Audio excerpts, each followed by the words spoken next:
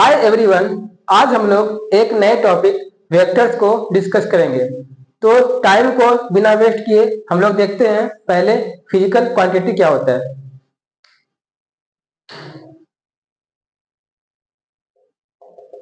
Physical quantity, physical quantity को define करें,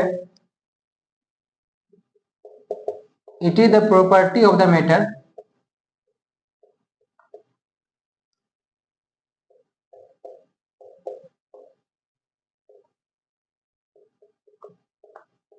that can be measured।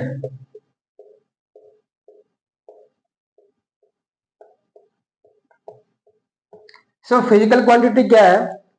किसी भी ऑब्जेक्ट का वह प्रॉपर्टी जिसको हम मेजर कर सकते हैं, जैसे वेट, स्पीड, एक्सलेशन। सो ये सारी जो क्वांटिटी होती है इसे हम लोग मेजर कर सकते हैं। और फिजिकल क्वांटिटी की बात करें तो फिजिकल क्वांटिटी को रिप्रेजेंट करने के लिए फिजिकल क्वांटिटी को रिप्रेजेंट करने के लिए हम लोग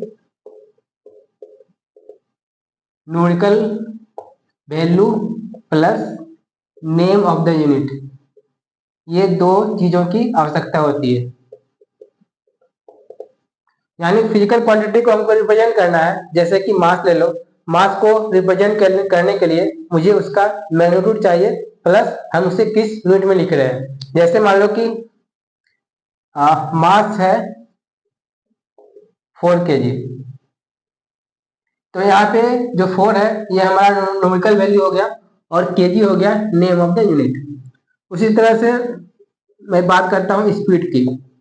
लेटेस्ट स्पीड है 5 मीटर पर सेकेंड, तो यहाँ पे जो 5 है यह स्पीड का न्यूमेरिकल वैल्यू हो गया और मीटर पर second name of the unit. तो इस तरह से हमें कोई फिजिकल क्वांटिटी है उसको बताने के लिए हमें मिनिमम उसका न्यूमेरिकल वैल्यू और नेम ऑफ द यूनिट, ये दो चीजें हमें पता होना चाहिए। सो अब हम लोग देखते हैं फिजिकल क्वांटिटी कितने टाइप्स का होता है। सो नेक्स्ट टॉपिक देखेंगे types of the physical quantity. So physical quantity को दो पार्ट में डिवाइड किया गया है।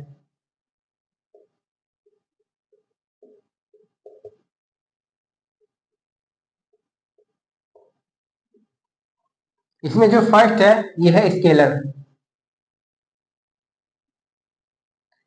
सो स्केलर क्वांटिटी की बात करें so it has only magnitude, it has only magnitude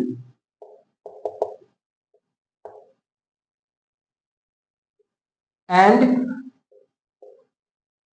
it is added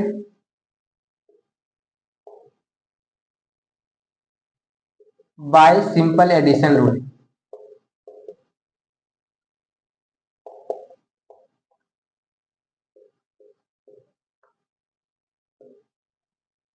सो जो स्केलर क्वांटिटी होता है उसका सिर्फ मैग्नीट्यूड होता है, और इसे अगर मुझे ऐड करना हो हम जो सिंपल एडिशन का रूल फॉलो करते हैं उसे फॉलो करते हुए ऐड करेंगे।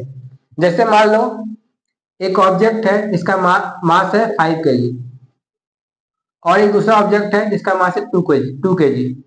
अगर मुझे ऐड करना है तो यहाँ पे जो सिंपल अलजेब्रिक एडिशन होता है उस रूल को फॉलो करते हुए जो इसका टोटल मास हो जाएगा ये हो जाएगा 7 kg। तो इस तरह से जो स्केलर क्वांटिटी होता है उसका सिर्फ मैग्नीट्यूड होता है, उसमें कोई डायरेक्शन नहीं होता है।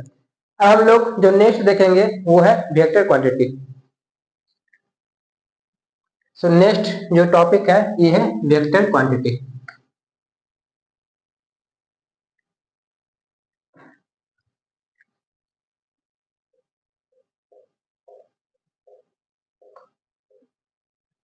सो जो स्केलर क्वांटिटी होता है उसका सिर्फ मैग्नीट्यूड होता है, लेकिन जो वेक्टर क्वांटिटी होगा उसमें मैग्नीट्यूड और डायरेक्शन दोनों प्रेजेंट होगा। So it has both it has both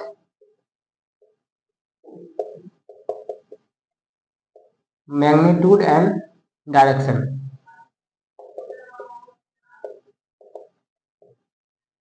सो जो वेक्टर क्वांटिटी होता है उसमें मैग्नीट्यूड और डायरेक्शन दोनों ही होता है, और इसको अगर ऐड करना हो तो वहां पे हम लोग यूज करते हैं triangle law of addition. So it is added as पर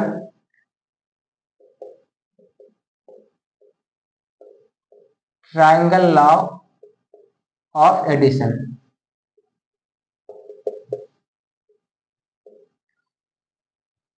सो जैसा कि हम लोग स्केलर क्वांटिटी में देखा था, वहां पे ऐड करना है तो वहां पे सिंपल एडिशन रूल को अप्लाई करते हुए हम ऐड कर देते थे, लेकिन वेक्टर में क्या है, हमें इसको अप्लाई करने के लिए एक डिफरेंट अप्रोच लगाना पड़ेगा, वो है ट्राइंगल लॉ ऑफ एडिशन, जो कि हम आगे पढ़ेंगे।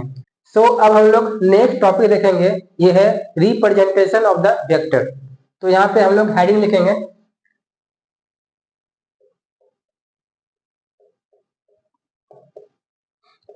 Representation of vectors.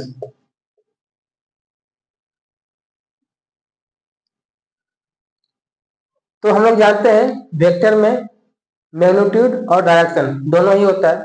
तो इसको समझने के लिए हम क्या करते हैं, आप जानते हो जो वेलोसिटी होता है यह एक वेक्टर क्वांटिटी होता है,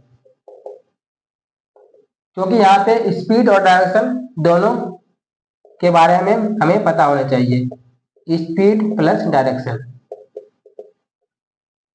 जैसे मान लो एक पर्सन है जो कि 5 मीटर पर सेकंड से जा रहा है ईस्ट डायरेक्शन में।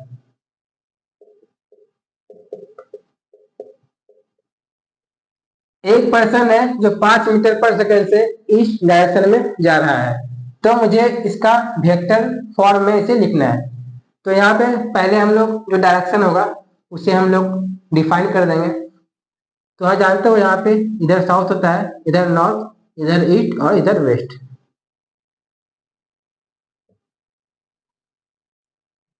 तो इसे वेक्टर फॉर्म में रिप्रेजेंट करने के लिए यहाँ पे देखो जो ईस्ट का डायरेक्शन है ईस्ट डायरेक्शन में है, मतलब ईस्ट डायरेक्शन में है। तो पहले हम क्या करेंगे, एक लाइन ड्रॉ करेंगे जो कि जो वेक्टर है उसके डायरेक्शन में हो।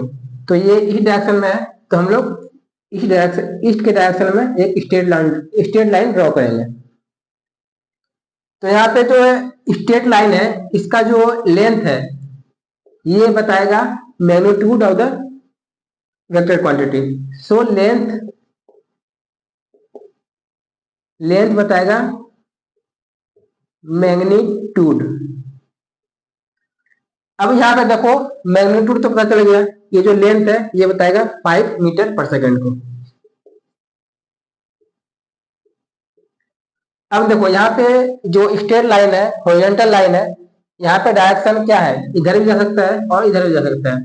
तो इसको हम अलग करने के लिए हम क्या करेंगे, एक एरो लाइन लगाएंगे। एरो लाइन किधर लगाना है, तो जिधर मेरा वेक्टर का डायरेक्शन है। तो यहाँ पे देखो जो वेक्टर का डायरेक्शन है इस डायरेक्शन में है, तो हम जो इसका दूसरा टिप है इस पे हम लोग एक एरो का साइन लगाएंगे। तो इस तरह से देखो जो हमारे पास वेक्टर था इसका लेंथ इस वेक्टर का मैग्नीट्यूड बता रहा है, और जो एरो का डायरेक्शन है इस वाले वेक्टर का डायरेक्शन बता रहा है। मतलब अगर मुझे ये इंफॉर्मेशन पता है तो हम लोग बोल सकते हैं जो वेलोसिटी है उसका मैग्नीट्यूड है 5 मीटर पर सेकंड और इसका डायरेक्शन है वो है ईस्ट के डायरेक्शन में। तो यहाँ पे जो एरो है ये बताएगा डायरेक्शन ऑफ द वेक्टर। तो इस तरह से आप लोग इस रूल को फॉलो करते हुए आसानी से किसी वेक्टर को आप रिप्रेजेंट कर सकते हो इस फॉर्म में। सो अभी क्या है, आपने इसको रिप्रेजेंट कर लिया। अब मान लो हम लोग वेलोसिटी को शॉर्ट फॉर्म में v लिख रहे हैं। तो यहाँ पे क्या है, अगर इसे वेक्टर फॉर्म में लिखना हो तो हम लोग क्या करेंगे, v के ऊपर एक एरो लगा देंगे, तो ये हो जाएगा वेक्टर फॉर्म। अगर मुझे इसका मैग्नीट्यूड बताना है तो हम क्या कर सकते हैं, इसमें मोड लगा देंगे, तो ये बताएगा मैग्नीट्यूड ऑफ द वेक्टर। कभी कभी क्या होता है आपका मैग्नीट्यूड के रूप में ऐसा दिया रहेगा, या फिर ये जो वेक्टर फॉर्म लगा हुआ है ऊपर एरो लगा हुआ है इसको हटा दें तो भी यह मैग्नीट्यूड को ही रिप्रेजेंट करता है। तो इस तरह से अगर आपको मैग्नीट्यूड के फॉर्म में लिखना है तो आप इसका या तो एरो हटा दो या फिर एरो के साथ दोनों तरफ मोड़ लगा दो। तो इस तरह से आप लोग इस नोटेशन का यूज कर सकते हो। सो हम लोगों ने देखा रिप्रेजेंटेशन ऑफ द वेक्टर। अब हम लोग नेक्स्ट टॉपिक डिस्कस करेंगे इक्वलिटी ऑफ द वेक्टर। सो यहाँ पे हम लोग हेडिंग लिखेंगे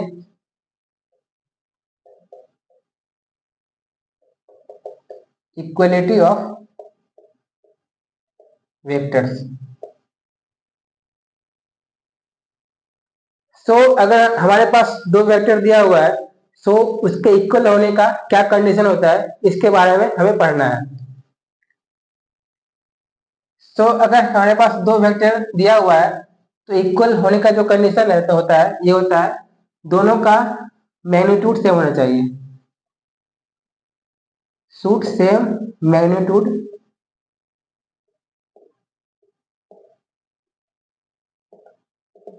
should same magnitude and direction.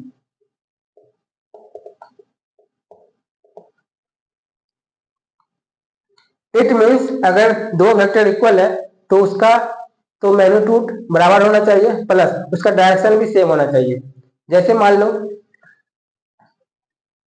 एक वेक्टर है ए और एक वेक्टर है बी। मान लो इसका लेंथ है 5 यूनिट और इसका लेंथ है 5 यूनिट और इसका डायरेक्शन है इस डायरेक्शन में और इसका डायरेक्शन भी है इस डायरेक्शन में। इसका डायरेक्शन ईस्ट है इसका डायरेक्शन ईस्ट है। तो यहाँ पे देखो जो वेक्टर ए और बी है इसका मैग्नीट्यूड सेम है। ए का मैग्नीट्यूड बी के मैग्नीट्यूड के बराबर है और इसका डायरेक्शन भी सेम है। इसका डायरेक्शन भी सेम है। तो हम बोल सकते हैं जो ए और बी वेक्टर है यह दोनों इक्वल है। मतलब यहाँ पे हम लोग वेक्टर ए को वेक्टर बी के इक्वल लिख सकते हैं। चलिए हम लोग और एग्जांपल लेते हैं। मान लो एक वेक्टर है इस तरह से और दूसरा वेक्टर है इस डायरेक्शन में। इसे आप मान लो ये वेक्टर ए है और ये है वेक्टर बी। इसका मान लो मैग्नीट्यूड है 5 और इसका मैग्नीट्यूड है 5। तो यहाँ पे देखो ये जो दोनों वेक्टर है इसका मैग्नीट्यूड तो सेम है लेकिन इसका डायरेक्शन डिफरेंट है। तो ये वेक्टर को हम लोग इक्वल नहीं बोल सकते हैं। मतलब यहाँ पे देखो इसका मैग्नीट्यूड सेम है लेकिन इसका डायरेक्शन डिफरेंट है।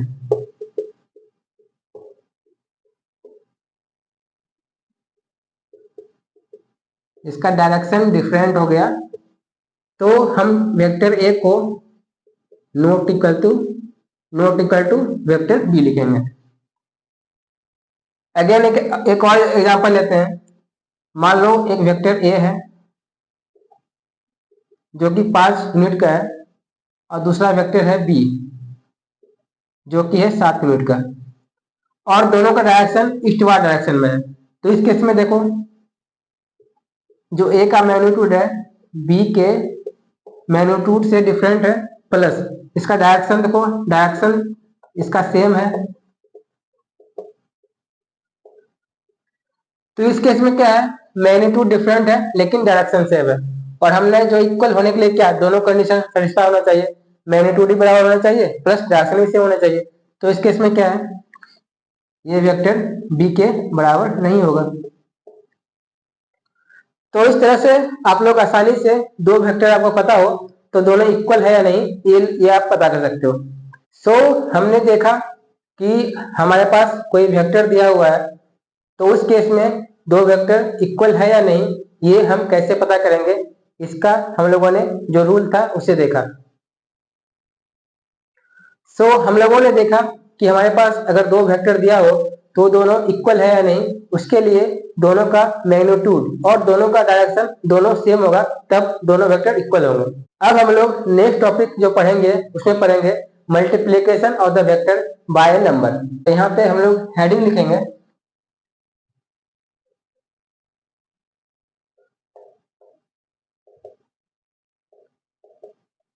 Multiplication of A vector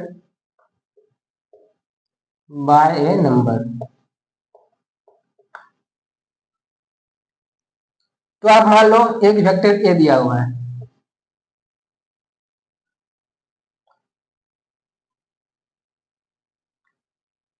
suppose that इस वेक्टर को हम लोग के से मल्टीप्लाई कर देते हैं। अब के से मल्टीप्लाई करेंगे तो मान लो एक एक नया वेक्टर बी बन गया। तो इसके अगर मैग्नीट्यूड की बात करें तो ये हो जाएगा के वेक्टर ए का मोड, और ये हो जाएगा के इंटू। तो इस तरह से जो नया वेक्टर बनेगा उसका मैग्नीट्यूड जो ओरिजिनल वेक्टर था उसका के टाइम हो जाएगा। इसको और अच्छे समझने के लिए इसे हम के का कुछ वैल्यू मान के देखते हैं। जैसे मान लो यहाँ पे ये वेक्टर ए है, सपोज दैट ये जो वेक्टर का डायरेक्शन है कुछ इस तरह से, ये है वेक्टर ए। सपोज दैट के का वैल्यू है 2। तो यहाँ पे देखो अगर हम 2 से मल्टीप्लाई करेंगे तो ये जो वेक्टर है इसका मैग्नीट्यूड भी दोगुना हो जाएगा। अगर ये इसका मैग्नीट्यूड दोगुना होगा तो इसका लेंथ भी क्या हो जाएगा, डबल हो जाएगा। तो यहाँ पे अगर हम इसको, ये हो जाएगा 2 इंटू ए वेक्टर। तो यहाँ पे आप देखो अगर हम यहाँ पे 2 से मल्टीप्लाई कर रहे हैं जो कि एक पॉजिटिव नंबर है, इस केस में जो इसका मैग्नीट्यूड था डबल हो जाएगा लेकिन इसका डायरेक्शन सेम रहेगा। अगेन मान लो आप के को लेते हो निगेटिव साइन के साथ -2। जब हम -2 लगाओगे इसमें केस में क्या होगा,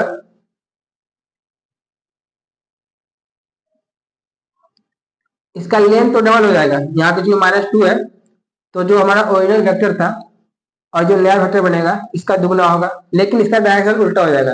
इस वाले में देखो डायरेक्शन इधर था, मतलब जहां पे हमारा ओरिजिनल वेक्टर है उसके डायरेक्शन में है ये वाला वेक्टर, और यहाँ पे माइनस लगा देंगे तो यहाँ पे इसका डायरेक्शन उल्टा हो जाएगा। मतलब जो हमारा ओरिजिनल वेक्टर है उसके उल्टा डायरेक्शन में हो जाएगा -2a।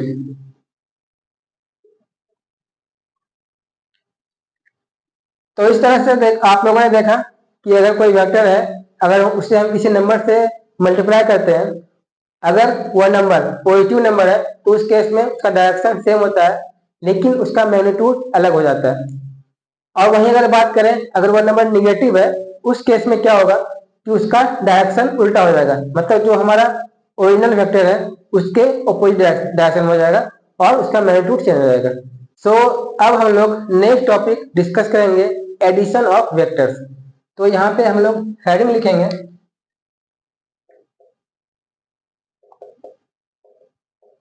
Addition of vectors.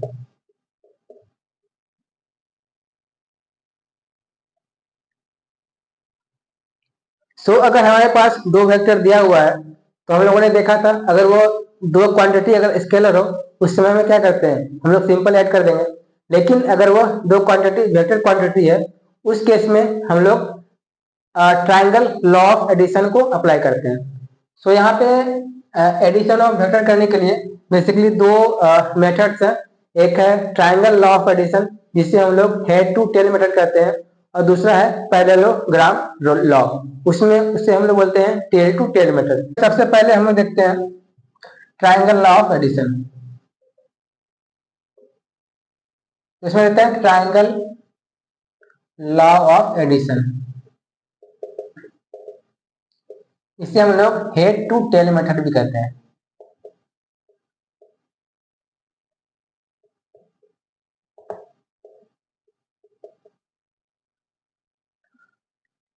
इसको समझने के लिए एक एग्जांपल लेते हैं। मान लो हमारे पास एक वेक्टर ए है और इसे ऐड करना है वेक्टर बी से जिसका डायरेक्शन है इस तरह से। तो इसमें क्या करते हैं, सपोज दैट हम लोग यहाँ पे लिखते हैं वेक्टर ए।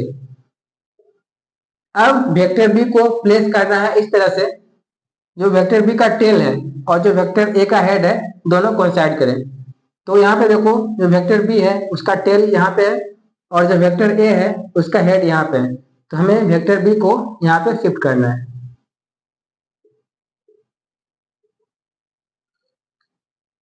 अब क्या करेंगे, जो वेक्टर ए है उसका टेल को वेक्टर बी के हेड से ज्वाइन करेंगे। सो जो ये लाइन होगा ये हो जाएगा रिजल्टेंट वेक्टर। इट मीन्स ये जो लाइन बन रहा है ये हो जाएगा रिजल्टेंट वेक्टर, जहां पे इसका डायरेक्शन इस डायरेक्शन में होगा और जो इसका लेंथ है इसके मैग्नीट्यूड को रिप्रेजेंट करेगा। तो इस तरह से आप इस तरह के सिंपल मेथड को यूज करके दो वेक्टर को आप लोग ऐड कर सकते हो। अब जो नेक्स्ट मेथड यूज करेंगे वेक्टर को ऐड करने के लिए वो है पैरेललोग्राम मेथड या फिर टेल टू टेल मेथड। सो जो नेक्स्ट है ये है पैरेललोग्राम मेथड।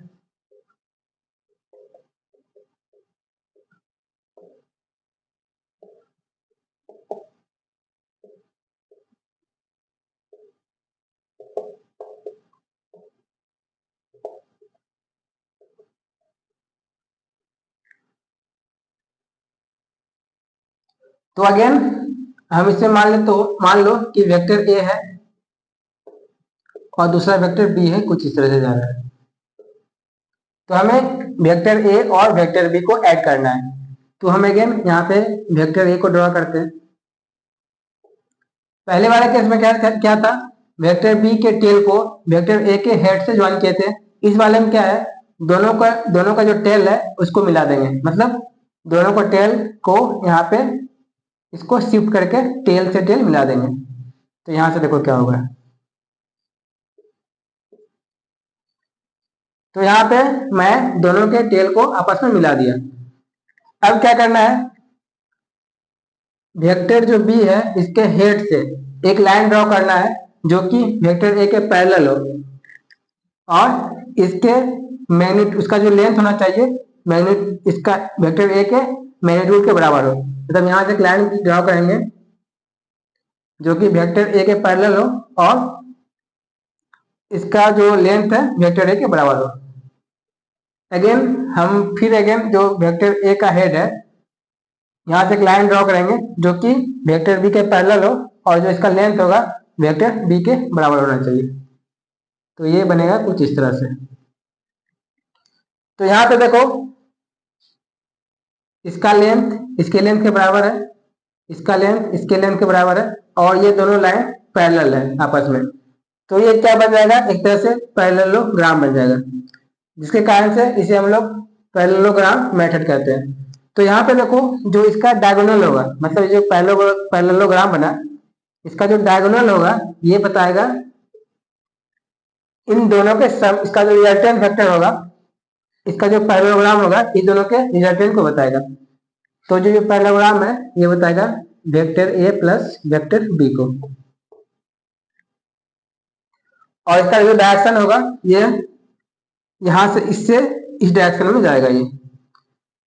तो इस तरह से आप लोगों ने देखा कि आप लोग हेड टू टेल मेथड और टेल टू टेल मेथड का यूज करते हुए आप कैसे दो वेक्टर को ऐड कर सकते हो।